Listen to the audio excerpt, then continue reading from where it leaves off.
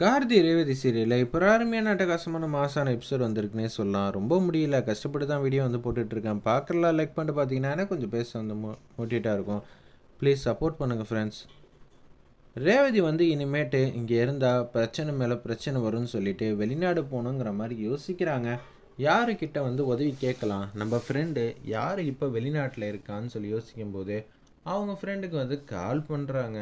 கால் பண்ணி கேட்குறாங்க, என்னடி உன்னோட மேரேஜ் வாழ்க்கையெல்லாம் எப்படி போகுதுங்கிற மாதிரி கேட்டோன்னே, அடியேண்டி நான் ஒரு பையனை பார்த்து கல்யாணம் பண்ணேன், ஆனால் கடைசி நேரத்தில் கல்யாணம் நடக்காமையே போயிடுச்சு. அவர் எங்கே போனாருன்னே தெரியல.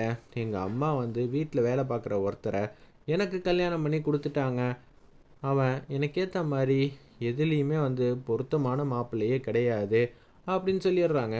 ரேவதி கொஞ்சம் கூட கார்த்தி மேலே அன்பு பாசம் இல்லாமல் அந்த இடத்துல இதை கேட்டோன்னே, என்னடி சொல்கிற, இப்போதைக்கு எனக்கான ஆறுதலே நீ மட்டும்தான். நான் என்ன பண்ணணும், எனக்கு இப்போதைக்கு வெளிநாடு வரணும், அதுக்கு நீ உதவி செஞ்சால் போதும். சரிடி, நீ வெளிநாடு வரணும்னு ஆணித்தனமாக வந்து முடிவு எடுத்துட்டேன்னு வச்சுக்கியேன். நீ பதிவு திருமணம் பண்ணியிருக்கிற சர்டிஃபிகேட் வேணும். எனது பதிவு திருமணம் பண்ணணுமா? ஆல்ரெடி இந்த கல்யாணமே வந்து வேணாங்கிற மாதிரி நான் யோசிச்சுட்ருக்கேன். நீ என்ன பதிவு திருமணம்னு சொல்லிகிட்ருக்க? இப்போ என்ன இந்த கல்யாணத்தை அங்கீகாரம் பண்ணணுங்கிறியா அப்படின்னு சொல்லி கேட்டோன்னே, நீ இங்கே வரணும்னு நினைக்கிறியா வேணான்னு நினைக்கிறியா? வரணும். அப்படி வரணும்னு நினச்சா உனக்கு கல்யாணம் ஆகிடுச்சு, அதை மாற்ற முடியாது. அப்படி இருக்க சூழ்நிலையில் நீயும் ஹஸ்பண்டும் பதிவு திருமணம் பண்ணியிருக்கணும் அப்படின்னு சொன்னோன்னே, இதெல்லாம் எப்படி நான் அவன்கிட்ட கேட்க முடியும்?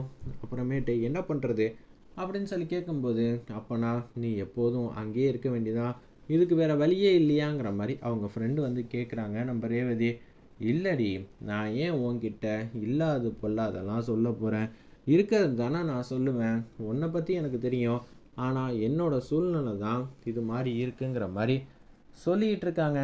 இதுக்கு வேறு வழியே இல்லை, கார்த்திகிட்ட ஏதாவது போய் சொல்லி ஏமாத்து, வேறு வழி இல்லை. கொஞ்ச நாளைக்கு அவன்கிட்ட அன்பா பாசமாக இருக்கிற மாதிரி நடிங்கிற மாதிரி அவங்க வந்து சொல்கிறாங்க போல்.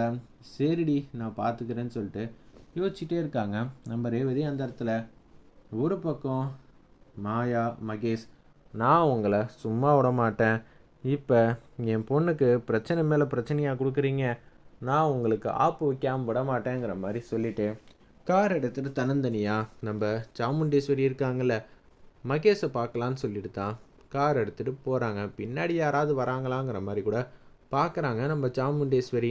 இருப்பினும் யாரு கண்ணிலையும் படாமல் அதிரடியாக அங்கேருந்து மகேஷ் இருக்கிற இடத்துக்கு வேக வேகமாக வராங்க.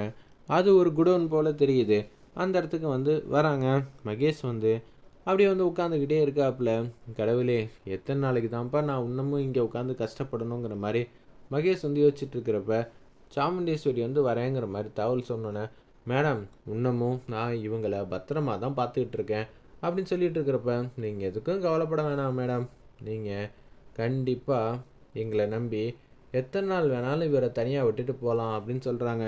உங்களை நம்பாமல் வேறு யாரை நம்ப போகிறேன், இவனை எழுப்பி விடுங்க அப்படின்னு சொல்லும்போது கரெக்டாக நம்ம சாமுண்டேஸ்வரி வந்திருக்காங்கன்னு சொல்லிட்டு எழுப்பி விட்றாங்க மகேஷை. மகேஷுக்கு ஆல்ரெடி வந்து தெரியுது போல், ரேவதி கல்யாணம் முடிஞ்சிருச்சு, இன்னமும் நான் எத்தனை நாளைக்கு தான் இப்படி இருக்கணும், உங்களுக்கு தான் என்னை பற்றி மாயாவை பற்றி எல்லாம் தெரியும்ல, நான் மாயா கிட்ட பேசுகிறேன், இனிமேட்டு உங்கள் வலிக்கே வரமாட்டோம், தயவு செஞ்சு எங்களை விட்டுருங்க, நாங்கள் மாட்டுக்கு இங்கேருந்து போகிறோம், எங்களை மன்னிச்சிருங்க. டேய், நீ என்கிட்டேருந்து சொத்தை எடுத்ததா நீ மன்னிப்பு கேட்டால் கூட சரி, இல்லாதவன் ஏதோ எடுத்துட்டேன்னு நினச்சிட்டேன், ஆனால் நீ என் குடும்பத்துக்கே ஆப்பு வைக்கணும்னு நினச்சிருக்கடா, அதுவும் என் பொண்ணை கல்யாணம் பண்ணிக்கணும்னு நினச்சிருக்க. நீ கல்யாணம் ஆனவன், உன்னெல்லாம் எப்பட்றா ஐயோ பாவன்னு மன்னிக்க முடியும்? உன்னெல்லாம் நான் மன்னிச்சேன்னு வச்சுக்கியேன், அப்புறம் நான் அவ்வளோதான் அப்படின்னு சொல்லிட்டு இருக்கிறப்ப, நீ இன்னமும் என்கிட்ட தாண்டா நீ செமையாக வந்து மாட்டிக்கிட்ட, உன்னை இப்போதைக்கு நான் வெளியே விடுற மாதிரியே தெரியலங்கிற மாதிரி அந்த இடத்துல நம்ம சாமுண்டேஸ்வரி செமையாக வந்து மாஸ் பண்ணுறாங்க. மேடம், தயவு செஞ்சு மேடம்ங்கிற மாதிரி மகேஷ் வந்து கெஞ்சுறாங்க. என்ன இவன் ஓவராக பேசிக்கிட்டு இருக்கான், இவன் பேசுகிறதே எனக்கு கேட்கக்கூடாது அப்படின்னு சொன்னோன்னே அவங்க டிஷம் பண்ணுறாங்க. மகேஷ் நல்லா அசந்து தூங்கிடுறாங்க. ஒரு பக்கம் நம்ம சாமுண்டேஸ்வரி, என் பொண்ணுக்கு எதிராக யார் காயினை ஊற்றினாலும் எனக்கு சுத்தமாக பிடிக்காதுடா, இப்போதைக்கு நீ என்கிட்ட மாட்டின, கூடிய சீக்கிரம் மாயாவும் என்கிட்ட வந்து வசமாக மாட்டுவா, ஆனால் அவளை ஒன்று போலலாம் அடிக்க மாட்டேன், அவளை வேறு எங்கேயாவது ஒரு இடத்துல வந்து சிக்க வச்சிருவேங்கிற மாதிரி நம்ம சாமுண்டீஸ்வரி அம்மா வந்து சூப்பராக யோசிக்கிற மாதிரி காட்டுறாங்க அந்த இடத்துல. வெயிட் பண்ணி பார்ப்போம்.